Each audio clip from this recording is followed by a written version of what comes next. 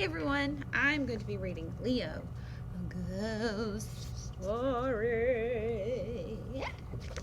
The only color that's used in this book is blue. That's why I wore a blue dress. It's by Mac Barnett. And the pictures are by Christian Robinson. This is Leo. Most people can't see him.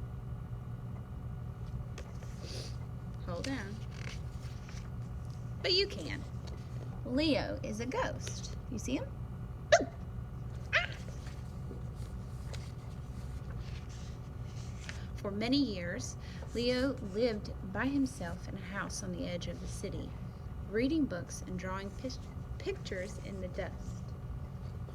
It's kind of lonely, isn't it?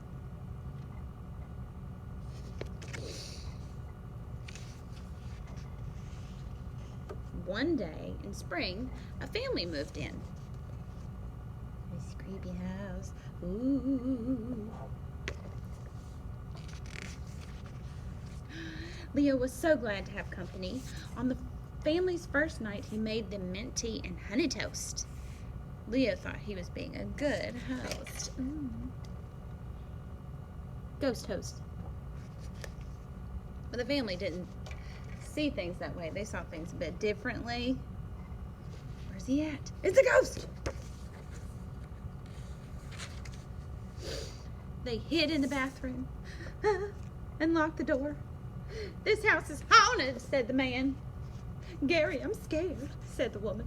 I hate toast, said the boy, and I hate ghosts. They did not know that Leo was floating above them in the tub the whole time. He heard everything they said. Cat scared. The family called a scientist, a clergyman, a psychic to get rid of the ghost. But they should have saved their money. Leo knew when he wasn't wanted. He said goodbye and to his home and left. He left home. You see him? He's been there such a long time. I've been a house ghost all my life, thought Leo. Maybe I would like being a roaming ghost for a while. So he roamed.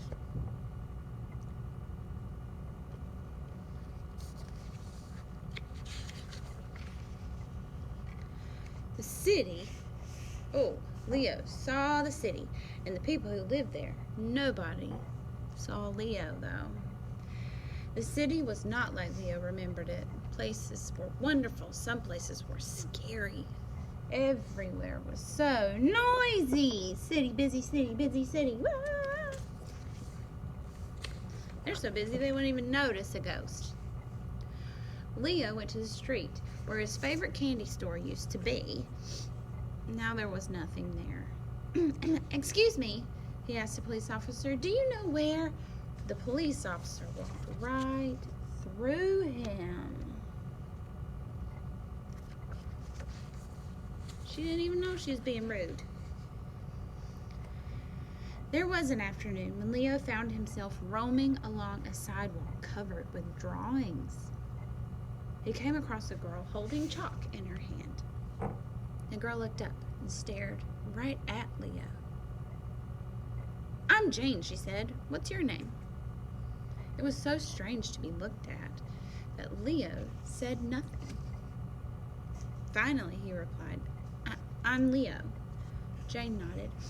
Leo, do you want to play Knights of the Round Table? Look at all the drawings. In her imagination, there's the cat, the sunshine. Yes, Leo said, because he did. Good, said Jane. First you have to be knighted by the king. Who's the king? I am, said Jane. That's why I'm wearing this crown on my head. Leo looked on top of her head. He didn't see a crown. Still, he kneeled down and was knighted on the spot. Hear ye, hear ye. Leo and Jane sat down at the table. "Sir Leo," said Jane, "meet Sir Ruffs, a loyal dog. Don't you think he looks handsome in his armor?" "Yes," Leo said. He bowed at an empty chair. "And Sir Leo," said Jane, "this is Sir Meows, a loyal cat. Don't you think his whiskers look wise?" "I do," said Leo, and he bowed again. "And finally," said Jane, "this is Sir Squawks." Leo interrupted. "A loyal bird?" Jane frowned. "No. Sir Squawks is a giant hamster." "Oh," said Leo. "Well, I'm not wearing my glasses." Jane squinted. "I guess," she said. "Jane," a woman's voice came from another room, "tell your imaginary friends goodbye and come down to dinner." "Fine," said Jane.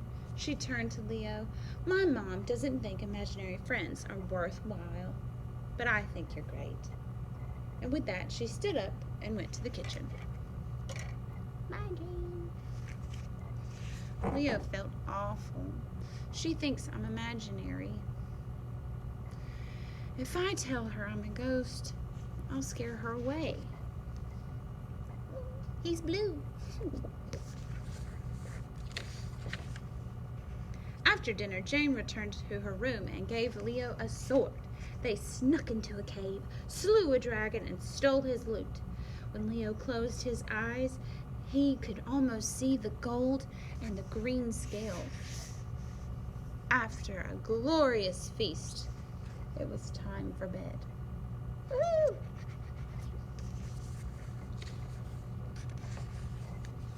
Jane gave Leo a pillow and a sheet.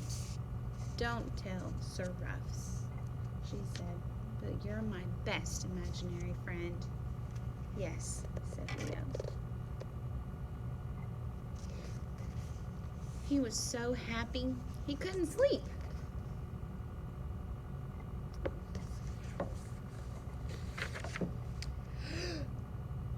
Leo went into the living room so he wouldn't wake Jane with his rustling because he couldn't sleep.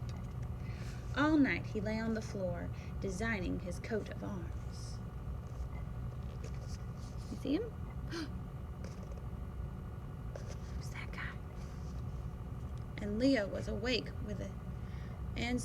was awake when a sneak thief climbed through the window.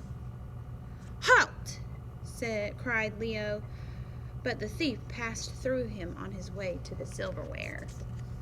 Bad guy, bad guy.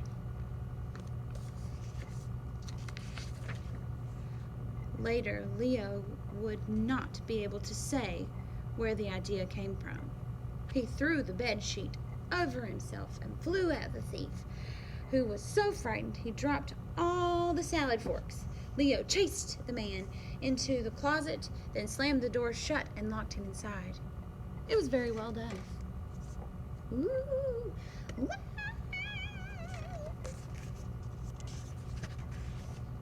The sound of the door woke Jane, who called the police and roused her mother. A squad car came and hauled the man off to jail. And that was that. He did a good job.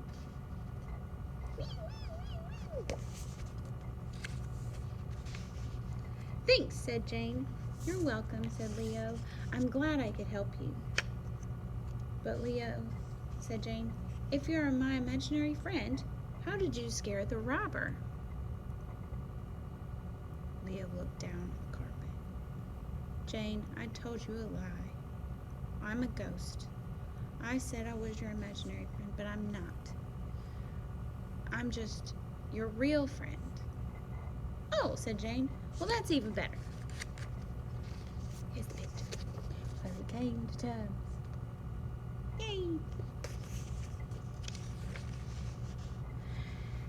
And they went to the kitchen to have mint tea and honey toast at midnight. Ooh.